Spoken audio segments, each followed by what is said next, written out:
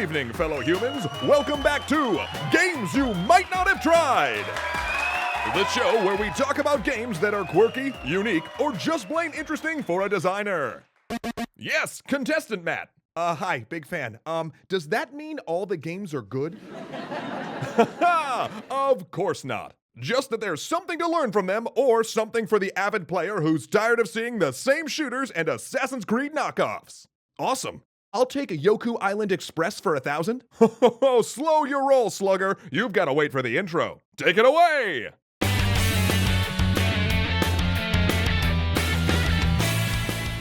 This episode of Extra Credits is brought to you by, Extra Sci-Fi? What?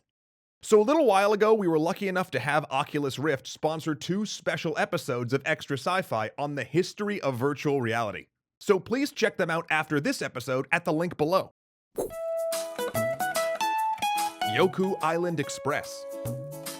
This game is a work of pure whimsy that captures the unabashed joy of the old SNES-era Nintendo games. In it, you're a tiny bug postman out to deliver the mail on a tropical island. The area's lovely, and the characters are memorable and quirky, but it's the gameplay that sets it apart. It's a pinball, platforming Metroidvania, and they make the combination of pinball mechanics and Metroidvania progression really work. It's the logical extension of the vastly under-recognized Sonic Spinball. It may not change your life, but you'll certainly get to experience something new and have a delightful time while doing it. Legendary Gary. Legendary Gary is a game that is perfectly imperfect. It reminds me of those 90s indie comic scenes, where nothing feels remotely professional, but it's clear that they're a labor of love, and you know the artist means what they say. The game is about slackers in a small town who don't know what to do, so are just letting life pass them by. It's also about the temptation and inspiration games can provide. The metaphors it uses are a little thin, and it doesn't quite knock it out of the park in terms of providing revelations about some of the issues it tackles, but it's earnest, with great moments, and it's worth it for that. 20XX. 2018 has been a good year for mega people, so I'm just going to assume that the X's stand for 18. 20XX is a roguelike Mega Man. You heard me right, but I'll say it again. A roguelike Mega Man. Heck yeah. That's basically all you need to know. It has a few rough edges, and your mileage may vary depending on how much you like the basic Mega Man formula, but it's yet another interesting example of taking a known gameplay type and bringing in roguelike elements. Cultist Simulator. Chthonic machinations in a world written by the folks who penned Fallen London and Sunless Sea? Count me in. The game may not look like much, but it uses a simple template to weave interesting stories of the occult.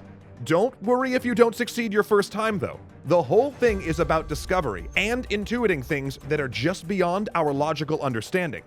It's not all about intuition, though. There's also a nice balance of logical gameplay that operates some of the more mundane aspects of your existence and produce the basic fundamentals of your occult world you need to proceed. Just be warned, if you're anything like me, the first time you boot this game up, it will steal your night as you try to tease out its tantalizing secrets. Oh, and there's an ARG in there, if you know how to find it. Wars Across the World. Speaking of Cthulhu, James found a strategy game scenario, Innsmouth 1928, that led him to an interesting game, Wars Across the World.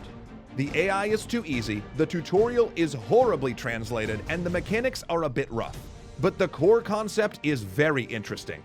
Basically, it's like GURPS, but for turn-based strategy gaming.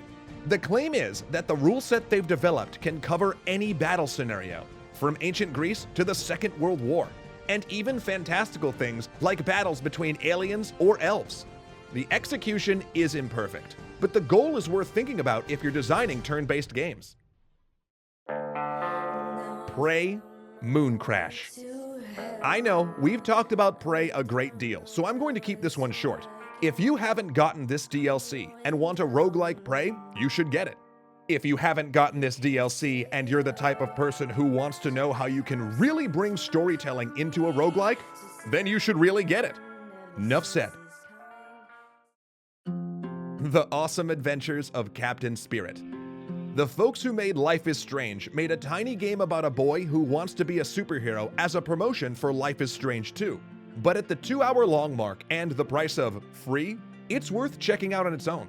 It's probably one of the better renditions of life as a child, just on that border between having to grow up and still living in a world of imagination we've all inhabited when we were young. It's a type of protagonist I'm not sure I can actually name another example of in games. Someone still young enough to find the magic in a world that might not be as magical as he wants it to be. Omen Exitio Plague and Cardinal Cross. This one's a 2-for-1.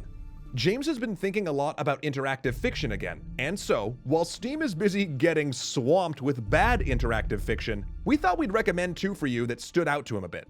The first one is Omen Exitio, a Lovecraftian gamebook adventure type piece. And the second is Cardinal Cross, which, truth be told, he's not all the way through yet. But so far, it provides an interesting sci-fi tale with lots of player choice moments for a visual novel style game. The Paynes Creek Killings. We're going to round this out with the Paynes Creek Killings. The design on this game is so old school, it has as many locked doors as Silent Hill. Every time you need to open one, you have to find a key, put it in your inventory, go to the door it belongs to, hover over the lock, open your inventory, and click Use. But don't let that deter you, especially if you're an indie designer. The game itself is worth a play, and with slightly more modern design, you could make a whole genre of games that are cheap and easy to create out of what the Paynes Creek Killings presents. The game itself is a murder mystery, but it's unlike most murder mysteries you'll see in games. You'll actually have to unravel it. You're presented with an entire abandoned town to explore. All the clues are there. Everything you need to solve the case is hidden within that town. The question is, can you find all the pieces?